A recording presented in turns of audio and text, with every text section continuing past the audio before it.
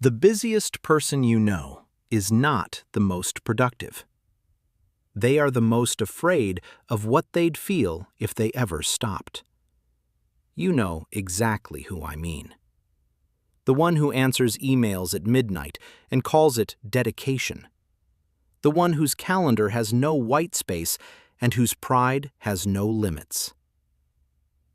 In 2006, researchers at the University of Virginia discovered something that should have changed everything.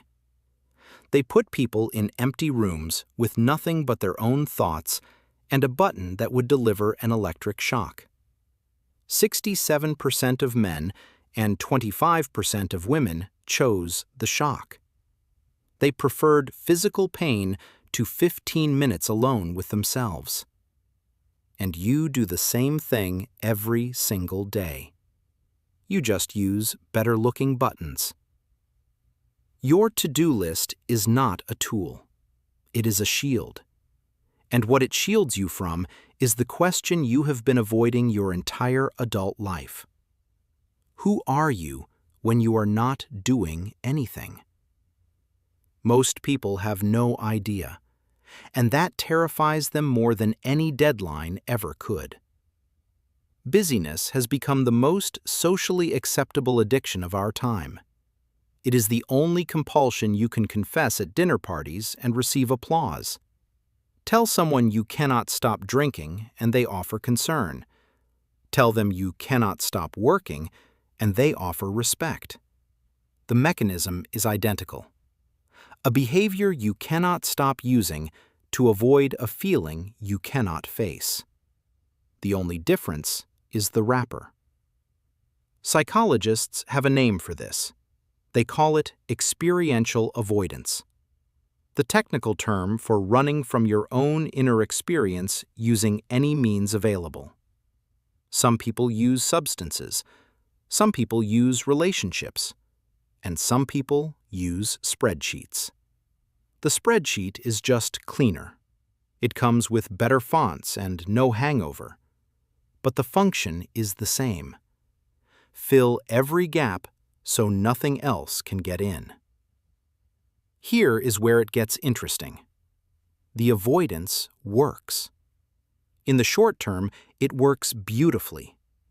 You feel anxious, so you make a list. The list gives you a target. The target converts vague dread into specific action. And specific action feels like control, even when you control nothing that actually matters. This is the trap. Every completed task delivers a small hit of relief, and relief feels like progress. But the relief never lasts, because the thing you are running from does not care about your accomplishments. It waits. And that is the cruelest part. You are not outworking your anxiety, you are feeding it. Every act of avoidance sends a signal. The signal says, this feeling is too dangerous to experience, and your nervous system believes you. So the feeling becomes more dangerous, and the need to avoid it becomes more urgent, and the to-do list grows longer. This is not a metaphor. This is the actual mechanism of anxiety disorders. The more you avoid, the stronger the thing you avoid becomes. But here is what nobody talks about. What exactly are the most productive people running from? The answer changes everything. For some, it is grief that never got processed, loss that got buried under LinkedIn updates and career pivots. For others, it is shame, the bone-deep suspicion that if they ever stopped performing, people would see the nothing underneath. For many, it is the terror of their own emptiness, the quiet voice that whispers, "Without your accomplishments, you are nothing. Without your usefulness, you are unlovable." This belief usually starts in childhood. A parent who only noticed you when you achieved. A household where love was earned, not given. A classroom where your worth was your GPA. You learned the lesson perfectly. Performance equals survival. Stillness equals danger. And here you are, decades later, still living by rules written by people who did not know any better. But it gets worse, because we have built entire industries around this wound. The productivity industry sells you permission to never stop. Time-blocking apps, morning routines, optimization hacks, all of it weaponized against your own stillness. They are not helping you get more done. They are helping you avoid yourself more efficiently. Consider what happened to hobbies. A hobby used to be something you did for no reason at all, pure purposelessness. Now, every hobby must become a side hustle. Every passion must have a monetization strategy. We have lost the ability to do things that do not produce value, because purposeless activity leaves room for thoughts, and thoughts lead to feelings. And feelings are exactly what the to-do list was built to prevent. So what happens when the doing finally stops? Most people never find out. They engineer their lives so stopping never happens. They retire and immediately start 3 new projects. They go on vacation and check email every hour.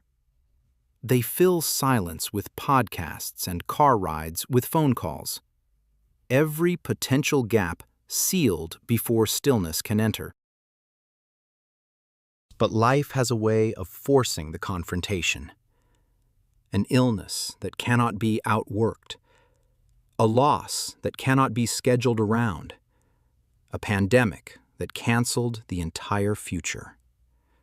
For millions of people, 2020 was the first time the to-do list lost its power.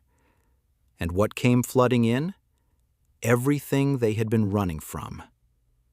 The grief, the loneliness, the existential questions that productivity was designed to drown out. What is my life actually about? Who would I be if I stopped achieving? Does anyone actually love me, or just what I produce? These are the questions that wait in the silence, and the busiest people in the world are terrified of them. But here is the secret no one tells you. The feelings you are running from cannot actually hurt you. They feel like they will, that is why you avoid them. But feelings are just sensations in the body. They rise, they peak, they fall. The average emotion lasts 90 seconds. 90 seconds of sensation in exchange for a lifetime of running. That is the trade you have been making without knowing it. Neurologist Jill Bolte Taylor discovered this after her own stroke. She measured the chemical lifespan of an emotional response. Everything beyond 90 seconds is you re-triggering it with thoughts. Not the feeling attacking you attacking yourself with the memory of it. This changes everything, because it means the monster in the basement is not a monster at all. It is just a part of yourself you locked away because someone once told you it was too much. Your grief is not dangerous. It is just love with nowhere to go. Your anxiety is not a threat. It is just energy that needs somewhere to be expressed. Your emptiness is not proof that you are worthless. It is just the space where something real could finally grow. But none of this is possible while you are running. The to-do list keeps you too busy to notice any of it. That is the point. What would happen if you stopped? Not forever, just for long enough to feel what rises. The first few minutes will be unbearable. Your mind will scream for tasks. It will tell you that you are wasting time. That urgency is the addiction speaking. Stay anyway. Because on the other side of that discomfort is something you have not felt in years. Yourself. Not the performance you have been giving, not the role you play for others. Just you. Present. Still. Alive. The to-do list will still be there tomorrow, but so will you. And one of those things matters more than you have been willing to admit.